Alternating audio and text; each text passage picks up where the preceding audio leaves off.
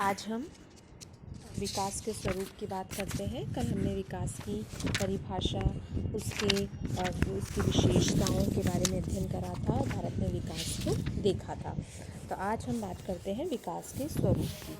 तो समाजशास्त्र व सामाजिक मानवशास्त्र में समाज, संस्कृति, सभ्यता, परिवार, धर्म, कला आदि से संबंधित विकास के स्वरूपों एवं चरणों की व्याख्या अनेक समाज वैज्ञानिकों ने जैसे कॉम्पने, स्पेंसर, मार्क्स, टॉयलर, मॉर्गन आदि ने की है। इन वैज्ञानिकों की मान्यता है कि समाज का विकास सरल से जटिल सीधी रेखा में, निश्चित चरणों में, निम्नतम विभेदीकरण से उच्चतम विभेदीकरण में, न्यूनतम श्रम विभाजन से अधिकतम श्रम विभाजन में, न्यूनतम विशेषीकरण से अधिकतम विशेषीकरण में होता है। तो इसके स्वरूप के मुख्य जो वर्णन दिए थे वो दिए थे अगस्त कॉम्ट। तो अगस्त कॉम्ट के अनुसार मानव समाज विकास की 3 अवस्थाओं से गुजरा है, जिसकी चर्चा पहले मैं कर चुकी हूँ। तो इसकी 3 अवस्थाएं थी: धार्मिक अवस्था, तात्विक अवस्था एवं वैज्ञानिक अवस्था। धार्मिक अवस्था में हर घटना का कारण ईश्वरीय शक्ति या धार्मिकता को माना गया है। तात्विक अवस्था में समाज का विकास स्वतः होता है। तात्विक अवस्था में वस्तु के अंदर ही ऐसे गुण होते हैं जिससे कोई घटना घटित होती है, यानी ये दोनों कारण हैं कि समाज का विकास स्वतः होता है। तीसरी अवस्था बताई उन्होंने वैज्ञानिक अवस्था। वैज्ञानिक अवस्था में बताया कि मानव विकास के लक्ष्य, चरण, कारकों आदि को नियंत्रित करके अपने समाज का विकास योजनाबद्ध रूप से निश्चित लक्ष्यों को प्राप्त करने के लिए करता है। इसी तरह स्पेंसर ने इसके बारे में बताया था, समाज एवं समस्त घटनाओं का विकास अनिश्चित, असंबद्ध, समानता से निश्चित, संबद्ध, विभिन्नता में होता है। तो इसमें 3 शब्द हैं: अनिश्चित से निश्चित, असंबद्ध से संबद्ध और समानता से भिन्नता में, यानी विशेषीकरण। उसमें धीरे धीरे विशेषीकरण पाया जाता है। तो आपके अनुसार अति प्राचीन युग में व्यक्ति अपने बारे में जानकारी रखता था, उसे समाज एवं संस्कृति के संगठन के संबंध में कोई ज्ञान नहीं था, उसे किसी प्रकार के साथ काम नहीं करना आता था।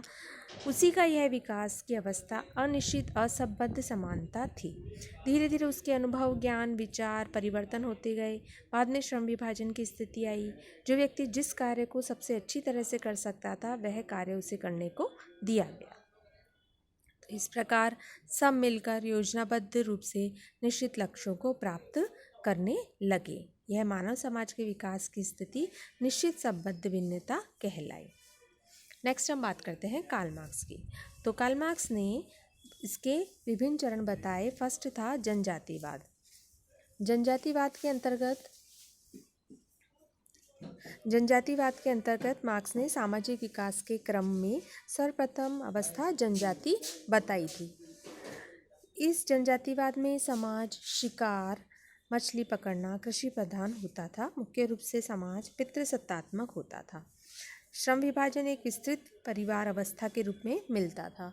तो कार्ल मार्क्स का कहना है कि इस प्रकार इन जनजातियों में निजी संपत्ति और श्रम का विभाजन जो था वो न्यून होता था। दूसरा हम बात करते हैं कार्ल मार्क्स के ही सामंतवाद की। जब कुछ जनजातियां परस्पर मिल जाती है और उनका आकार बड़ा हो जाता है तो इसके साथ सामुदायिक विकसित होता है। तो इस अवस्था में दासता, निजी संपत्ति और श्रम विभाजन अवस्था प्रारंभ हो जाती है।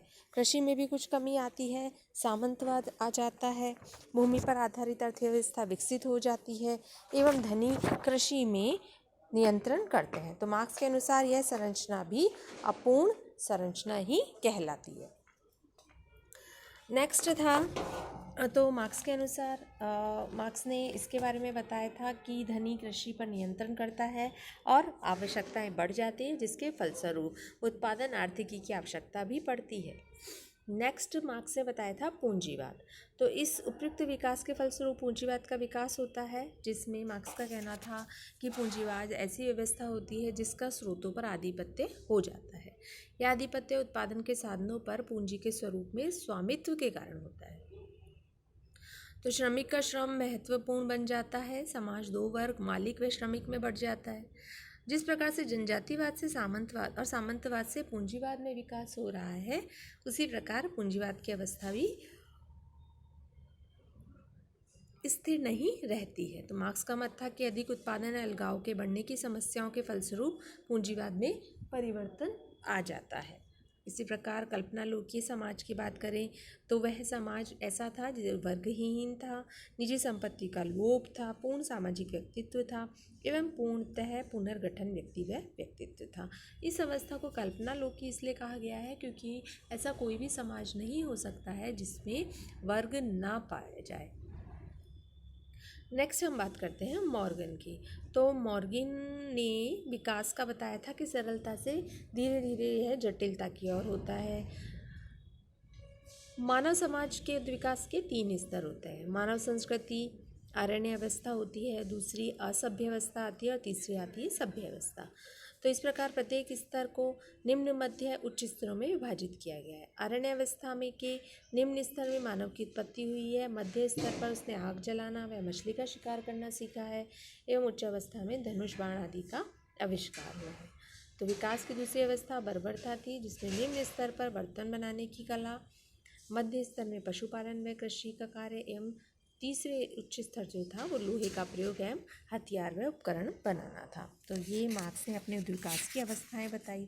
इसी प्रकार टॉनिश ने बताया था कि 2 तरह के समुदाय बने, गैमिनी शाफ्ट एवं गेजल शाफ्ट। तो गैमिनी शाफ्ट में व्यक्ति प्राकृतिक दशा यानी नातेदारी संबंध, रक्त विवाह, गोद संबंध आदि से संबंधित था। इस तरह के परिवार में संयुक्त परिवार, नातेदारी समूह पाए जाते थे।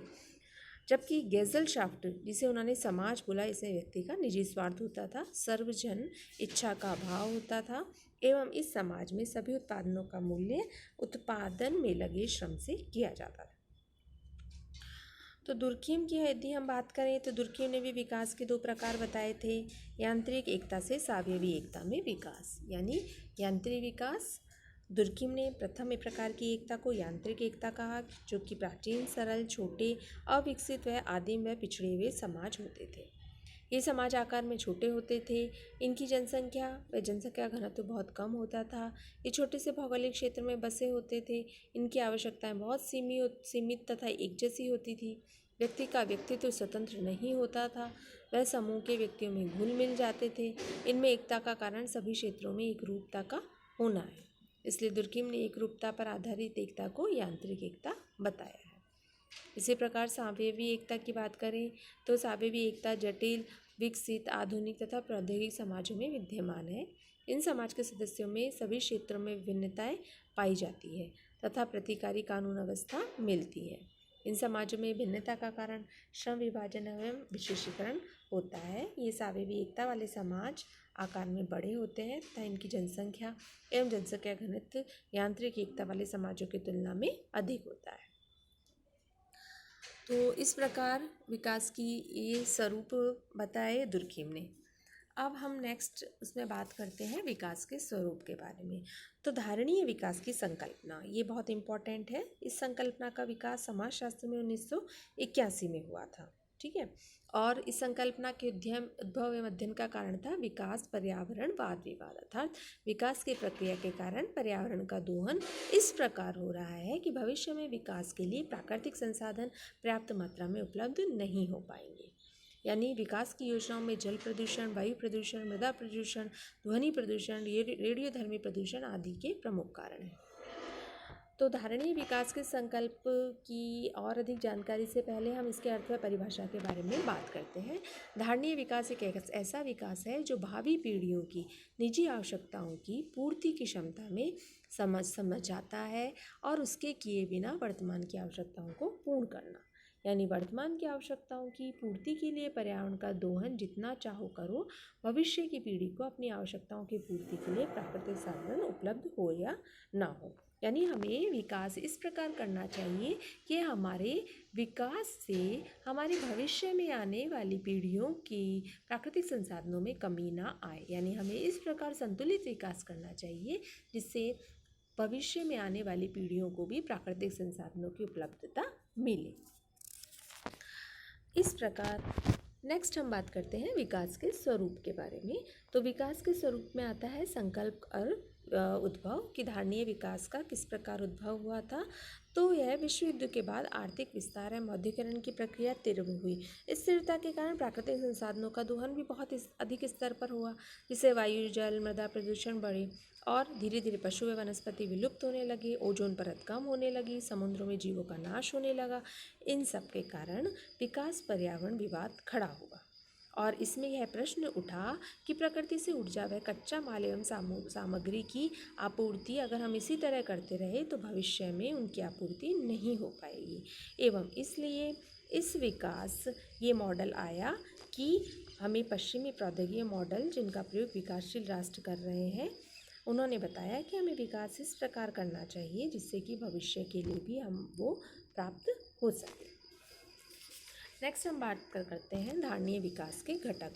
तो धारणीय विकास के 3 प्रकार के घटक हैं, यानी आर्थिक विकास, सामाजिक विकास एवं पर्यावरणीय विकास। तो गरीबी घटाने, तीव्र गति से कम होते संसाधनों को हावी वहन से बचाने, कृषि की आर्थिक सहायता, वैश्वीकरण की परिभाषा, दुनिया के देशों की आर्थिक सहायता, वित्त एवं निष्पक्ष व्यापार पर वाद विवाद आदि, ये सभी धारणीय अपेक्षाएं खड़ी हुई।